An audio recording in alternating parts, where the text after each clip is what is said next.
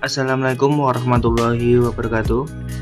Halo teman-teman, jumpa lagi di channel DS Otomotif ya. Pada kesempatan kali ini, saya akan mengajak teman-teman untuk melihat proses pengecatan mobil ya. Khususnya bagaimana cara pengecatan pintu bagasi dan kap mesin warna silver metallic.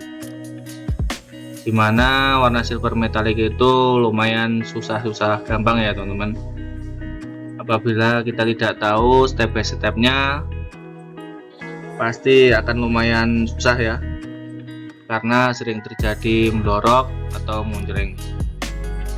Oke, bagaimana proses pengecatannya? Mari simak video ini sampai selesai. Dan jangan lupa like, komen, dan subscribe serta share apabila video ini bisa bermanfaat dan membantu teman-teman. Oke, kita lanjut pada proses pengecatannya.